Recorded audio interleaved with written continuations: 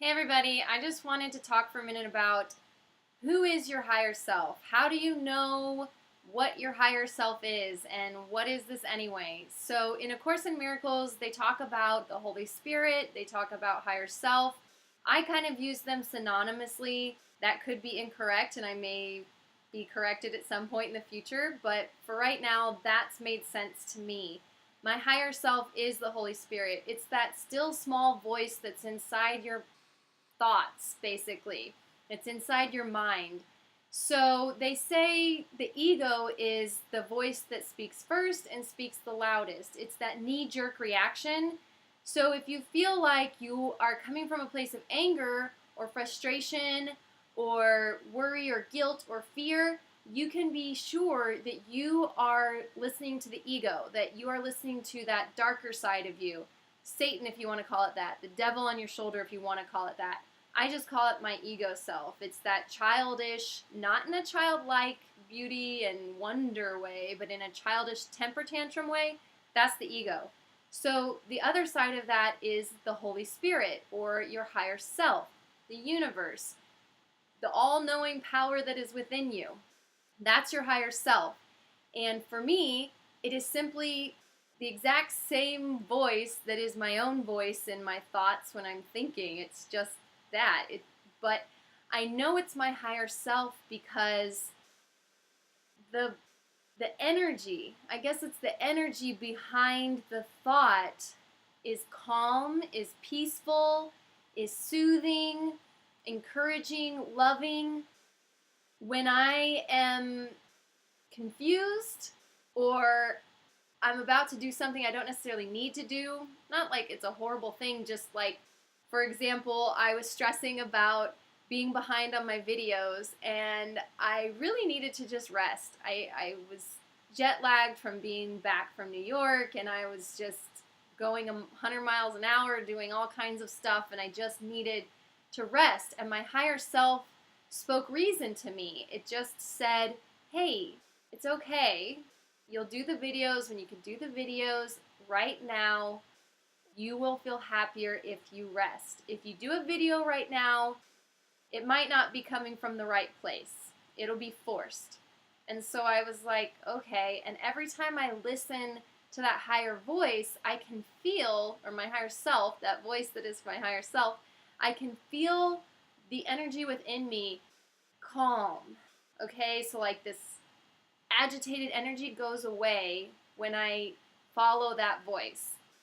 And I heard a really good analogy in this video once about anger, and I think it's true also for when you're with the when you're choosing to follow the ego or you're lost in an ego state. It's like a jar of water that has glitter in it, and you shake that jar up, and there's all this stuff happening.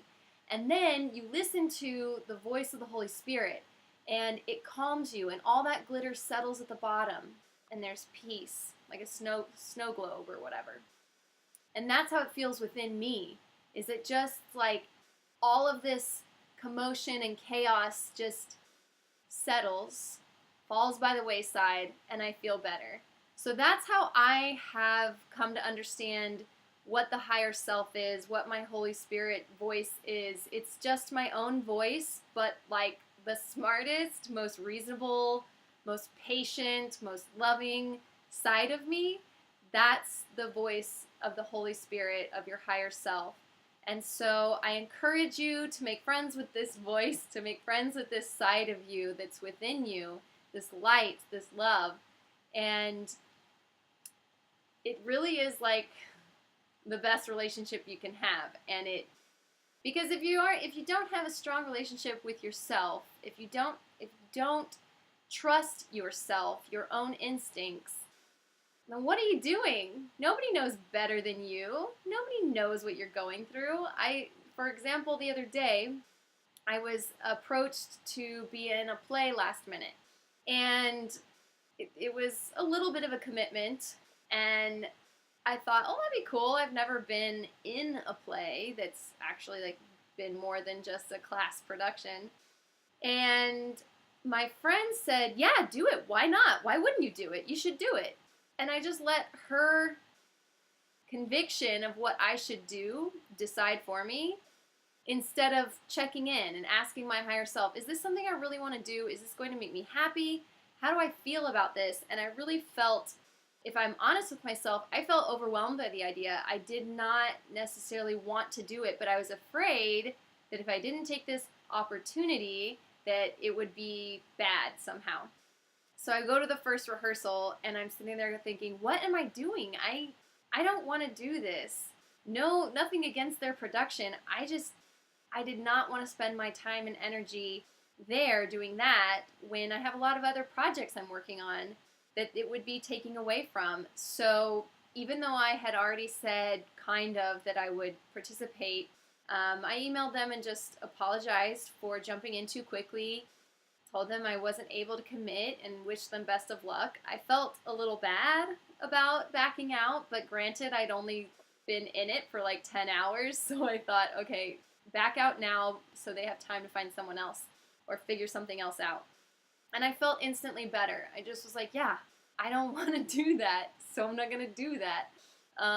When you find yourself doing something that you really don't want to do, maybe ask yourself, why am I doing this?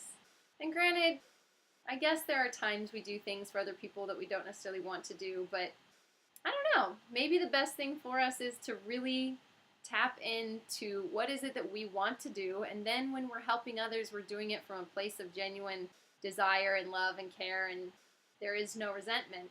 That's probably good, right? Anyway, that's a little bit of a tangent, but your higher self, for you, may be a different experience than what I have had. But for me, like I said, it's just that still small, calm, sweet voice of my own self, but like as if I were the best parent ever. Does that help? I don't know. Let me know. Let me know what your experience is with your higher self and how it has made itself known to you. All right? Take care. I look forward to hearing from you.